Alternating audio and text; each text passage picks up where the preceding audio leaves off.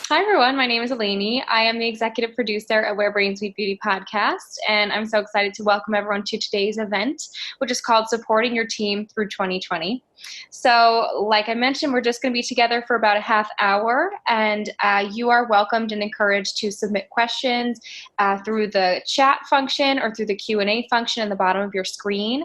And we'll probably have time for one or two questions at the end of the event. And if we have questions submitted that we don't get time to answer, we'll make sure we get back to you through email after the event. We will send a follow-up email after this for anybody who's registered or attended so that they can receive a link to share with their friends, relearn the knowledge, and learn more about the podcast and future events in that as well. So without further ado, I'm going to introduce our panelists today. We have our host, Jody Katz. Hi. She's also the founder of Base Beauty Creative Agency. We have Dr. Ty Caldwell, co-founder of ShearShare. Hi, Ty. And we have Natasha Cornstein, the CEO of Blushington. So with that, I'll pass it over to you, Jody, to start the conversation. So I'm so excited that we came together today because before we actually opened up the event to our audience, we got to do a little business matchmaking, which is super cool to have Natasha and Ty finally meet. So I'm so glad we came together on this, and this topic has been on my mind quite a bit because at my agency, Base Beauty, and through the topics we cover on the podcast, like, you know, human values are so important to me. You know, I grew up in an industry that kind of felt really robotic, right? It was so corporate and robotic. And if you didn't like die for your company and your emotions and your work hours, you weren't like legitimate, right? So, you know, having work-life balance and mental health be a focus of like, you know, leadership is so important to me. And 2020 has tested this like crazy. You know, this has always been part of my values, but now we get to put this to the test in new ways. So I'm so glad that you came together. So Ty Caldwell, co-founder of ShearShare, he's episode 30, joined by his wife and business partner, Courtney. So please listen to their episode. So that's back in the archive because Natasha, your episode's number 150. So you can see how many episodes we had in between. That's quite a library. I know, we're, you know, we pump them out. You have to give people what they want, right? And they want wisdom, right? We all crave wisdom. So before we dive into how Natasha and Ty are helping their teams and community through the stress of the pandemic, I just wanted to share some of the things we've been doing because I hope it inspires our audience to, you know, really help their team. So one of the things was just around stress and like mindset. We started in the beginning, really being mindful of the fact that like we're not brain surgeons here, you know, we're marketers, and I didn't want my team to feel like an ounce of stress about getting to work, right? So this whole idea of like going into the office and going on the subway or getting an Uber, like that's like been erased from their minds. Like I told them, do not worry about it. Like I don't even know when this will be, and like it's so far away that like it's not even something to worry about. I just wanted them to be able to wake up and enjoy their day and do productive work. But some other things that we've done are guided meditations as a team, virtual meditations with Namaste New York. We adopted what we call mental health days. So once a month, every team member has like basically the day off. We just, Eleni assigns it based on their workload so that everyone can just sort of like have a day to breathe and be normal. And this is like the team's favorite thing to do. They love their mental health days. They really relish them. And I'm hoping that we can start a trend here because sometimes the weekend is just not enough. Like the pace is just so intense.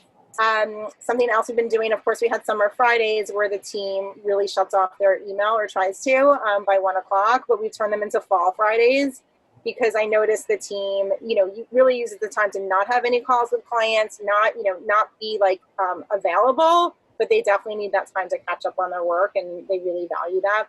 So we've kept up on that. And then this, you know, the systematic racism and the pain of confronting these realities and educating ourselves to create change has been, you know, really meaningful experience for my team. And 2 members of our team took a virtual course with the King Center in Atlanta on eradicating racism. And then they're teaching the rest of the team on what they've learned. So, you know, that's meaningful in a different way. And then we do surprise and delights each month, like cupcakes by mail or ring light by mail or just small deliveries to make them smile. And then for the summer, we gifted the kids of Base Beauty gift cards to buy like online camp activities. So these are just some of the things that we've been doing as a team just to support each other and like try to breathe because this is intense. The pace of work is intense and my team wants to do great work. And I think this is the only way to help them get there. So that's my little spiel. But I wanted to hear from our panelists, like what's been working for their teams, what's been the hardest. So Ty, let's start with you because like your team is your team internally, but then you have like all these professionals in your network, you know, thousands of people who are trying to navigate their new reality. Tell us what's been working for your cohort. Well, as far as, you know, our tech team involved and myself, my wife, and, you know, we are remote. So, you know, this is what the pandemic caused everyone to do, just be remote. And being that we're technical, we have our engineers across the borders of the water. So they're in India, so they're in a different time zone. So, you know, it's almost like you kind of have to live in two worlds. So where do you find time to sleep? But then you have this whole nother world of the community of stylists and, you know, licensed professionals who are now dealing with a new normal. Now, we've been able to deal with so many different types of setbacks with the recession, Y2K, you know, the downturn of the economy, and all these things kind of affect us, but nothing like the pandemic where it just shut the whole industry down as like the world. And so a lot of that had to do, again, with the mental health part of it, you know, giving people an understanding of how they can navigate in this time of downtime. So we had to put out a lot of content, really create a whole nother lane for ourselves by showing them that we're on their side, creating content to build trust, to talk to them about while business are down, how are you going to come back? What that new normal looks like, giving them an understanding of how to get the PPP loan. So there were like so many stylists, so many licensed professionals that got turned down for the PPP loan.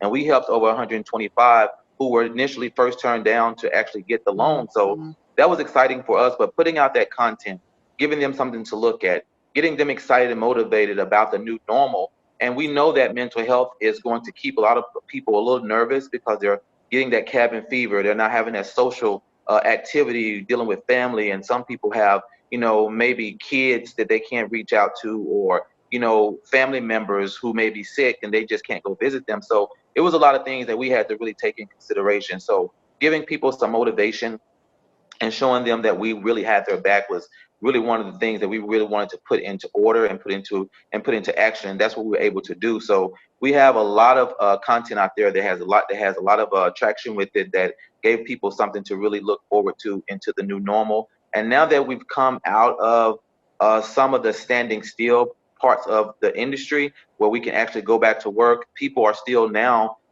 who were suffering financially are able to, you know, kind of give themselves a little bit of reprieve by making a little money because they couldn't do anything. You know, you're just kind of standing still. Some people didn't get the loans, and even if they got the loans, it wasn't enough. So just giving them the understanding that just hang in there, everything will be all right, and just really just being their support system. That's so cool, Ty, that it never would have occurred to me that as an organization, you can help people navigate the loan process. That's a new side of it. Natasha, I'm curious, what's been going on in your world, right? Because the shops, the lounges are shut down. So how has your team needed support during this time? Look, I think for all of us, the pandemic has been a perfect storm. And I think it really,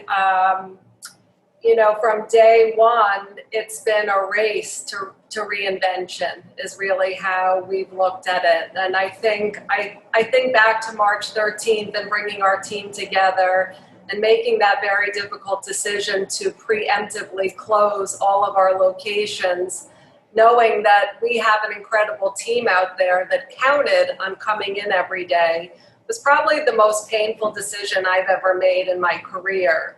I think what's been critical has been communication.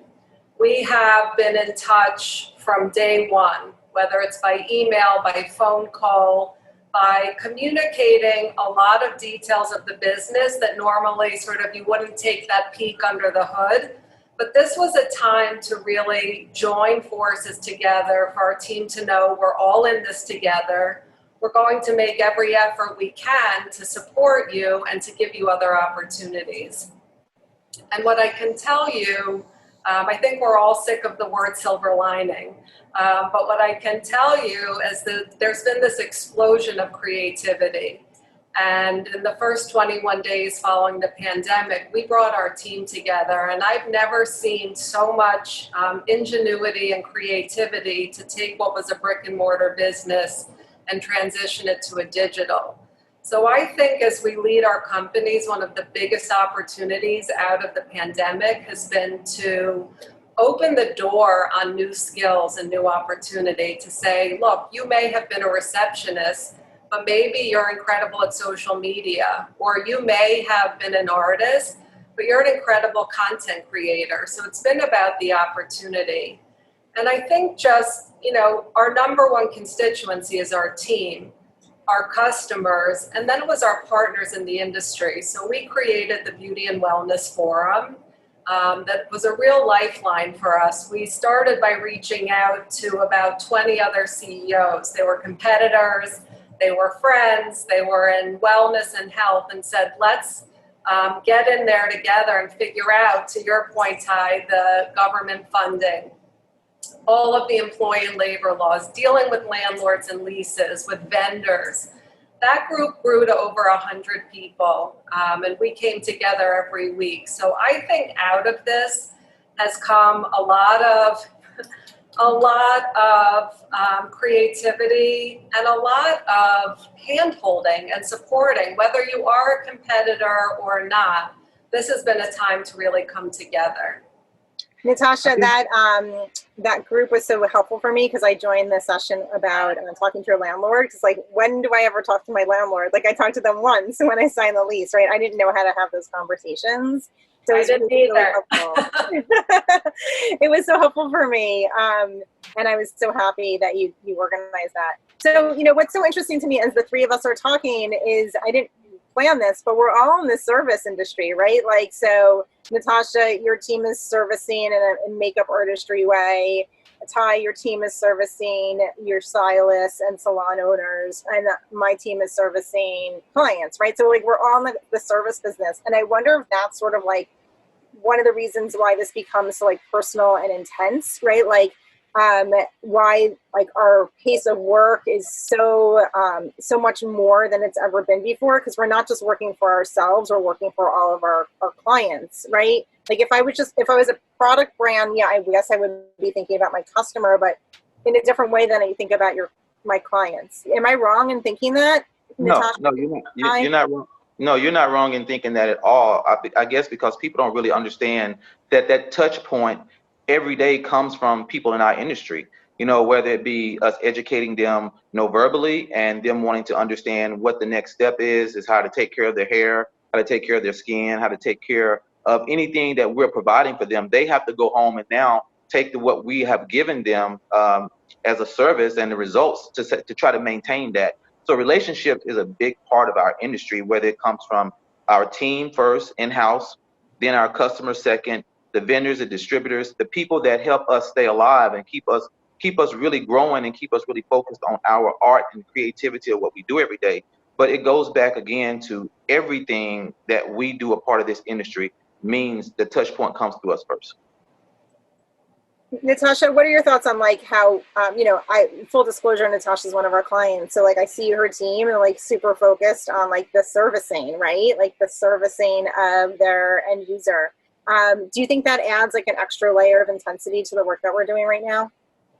I think that there's so much intensity right now, and that's really driven by the desire, at least on the Blushington side, to bring our team back to work and to be available to our customers. The approach we take is that beauty is about how you feel, not about how you look. And I think now more than ever, we are craving that pick-me-up, that sense of mental well-being. So I think that the intensity of that and that desire to create opportunity right now, I know that's what drives me. That's what's keeping me up at night. I know that every appointment we book is putting dollars in the hands of one of our talented team members. And I know that the more successful we are at this pivot, the better the runway and the opportunity is for our team that has given their lives right now to pivoting this business. And it's not something I take for granted. I think we can learn a lot from all of the perks you outlined at the very beginning. I was taking notes along the way. I think the biggest give back I try to give to our team is time. Mm-hmm. So about, yes, summer Fridays, but about those bonus days of saying, hey, do what you need to do with your family. We crushed it this summer. Go take a 5-day Labor Day weekend because we're going to hit the ground running. So I do think that mental health and that time that you can devote to your personal or your family life is crucial.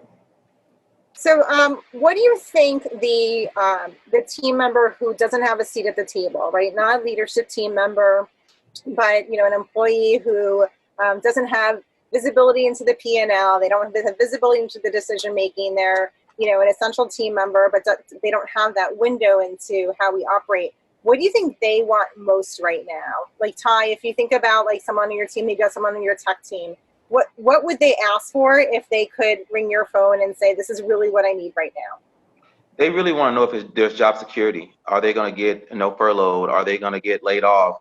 Is there something else they could do? Is there another level? Is there another part of the business that they can learn?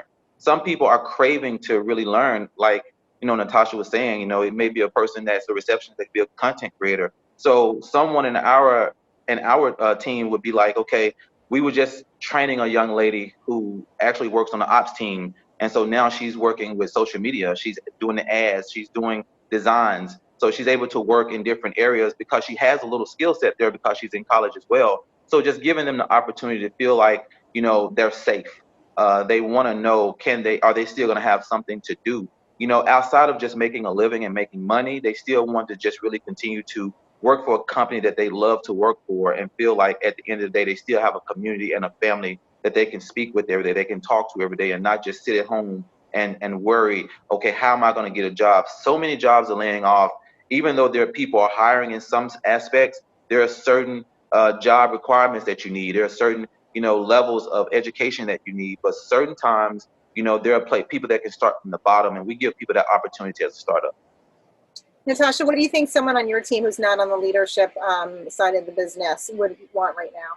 Look, I think it's a critical question, and it's this really very delicate balance between giving information and being really candid and making sure that the audience that's receiving this information has the full picture. And so it's something that I've thought very carefully about. I think if you were to ask my team, they would tell you maybe I was too candid sometimes. And maybe, I don't sugarcoat it, Jody.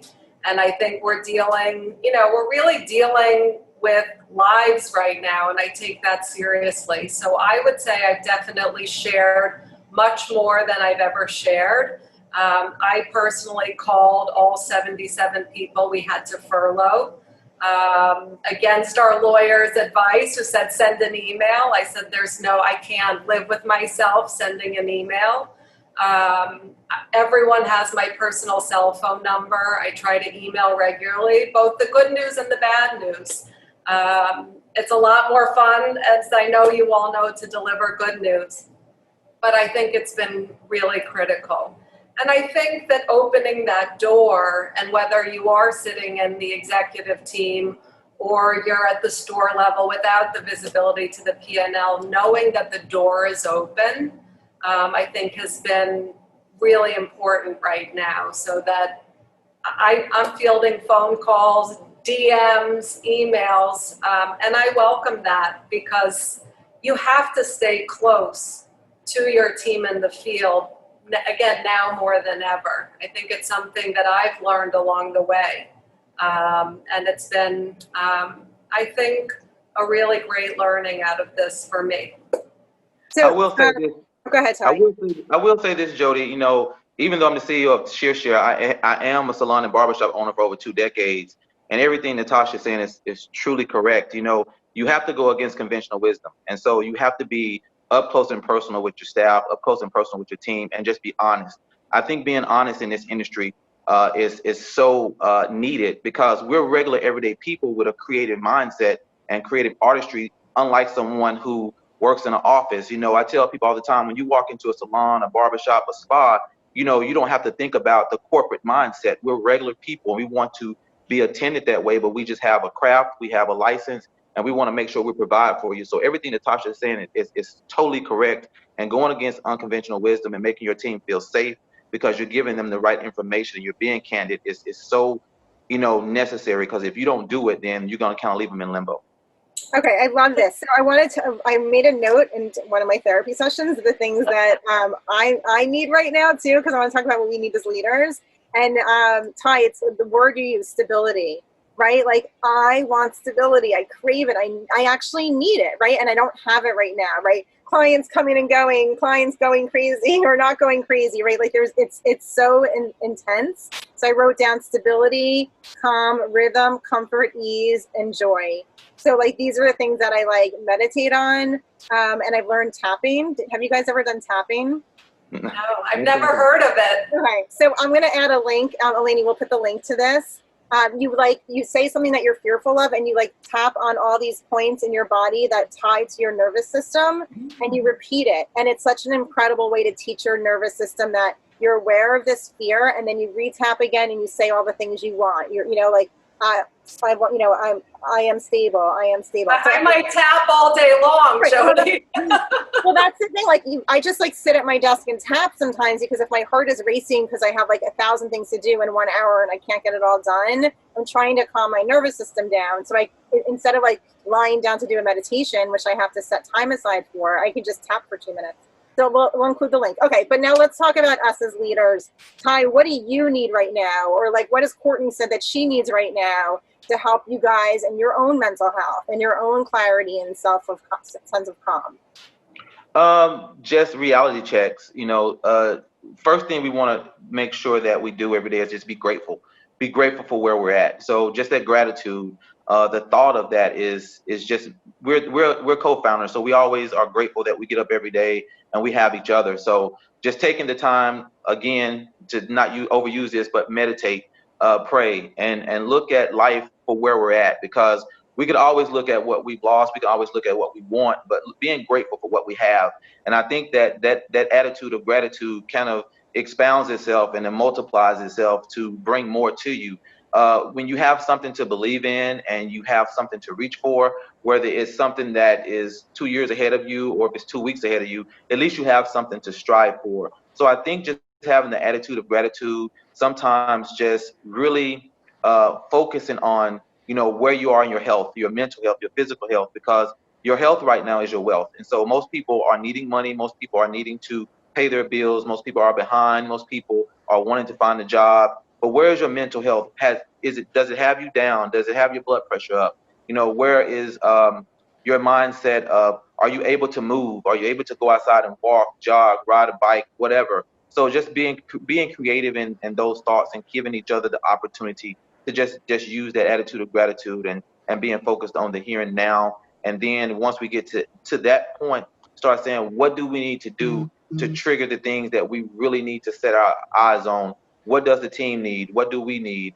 What can we do to grow? We're going through we're going through an investment round right now. What do we need to do? So there's sometimes going to be moments of despair, but in those moments of despair, there's moments of thought. There's moments to where, you know, ideas come from. And I think that most people get in the space of where they want to be comfortable. I love to be uncomfortable to a fault, because it gives me the opportunity to think outside the box. And when I'm comfortable, I can't think about anything. I'm always thinking about what I have. And, you know, it's been a really challenging, you know, few months, but it's given us the opportunity to really grow. We've had the opportunity to hire people that have really taken some things off our plate. We need to hire more people to take things off our plate, but it's been giving us the opportunity to really think outside the box. So, yeah. Okay, Natasha, tell me, what do you need right now other than tapping? I think probably the biggest luxury is sleep. I mean, I would say, I'm going to keep it super simple. I think that there's been stages to this pandemic time period, what I call the lockout, because we are literally locked out. But I think that there was a real sustained period of crisis, which can be mentally and physically exhausting.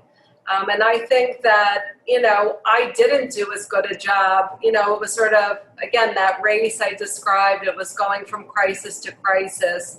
And I would say that I definitely had a little crash sort of end of July. So really having to regroup and understanding that, again, whether you're sitting in the chair behind the salon or you're poring over that P&L, to give that permission to take a break, it's not something that I give myself very often. So I think I think just getting a little sleep and being able to regroup. The one ritual that has gotten, I think, me through this time period, we take every Friday night to have a Shabbat celebration where all phones are off. There's no social media other than capturing and sharing the beauty of Shabbat, which we put out every Friday to our friends. But that coming together and regrouping has been sort of food for the soul during this time period. Sleep is so important to me. When I need to sleep, and everyone in the house knows it. Are you a good sleeper? I'm a light sleeper. But when I'm tired, it's over, like lights out, I'm done. And, it's one of the things I really value the most, and I, defend it, right? Very, aggressively if someone's trying to impede on it. Now my kids are older, so they they don't really want me around. So it's easier for me to find it now, but it is one of the things that I know, makes me feel more whole. And the days that the elixir of life.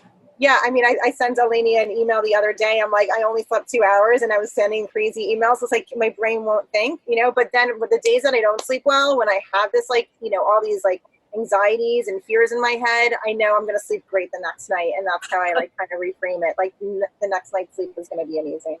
I am so grateful for your feedback and your wisdom, folks. We don't have any time for questions because our conversation went so long, but we will send out an email with some of these top tips. I just wrote down the gift of time that Natasha said, and your health as well, that Ty said, and we'll share some other tidbits with our fans as well. Thank you all for your time. Thank you so much, Ty. An honor to meet you. I followed your business, and hope we can connect after this. The pleasure is mine. Ty@ShearShare.com. Okay. Bye, everybody. Thank you. Thank you, Jody. Thank you, Elaine. Bye. Bye.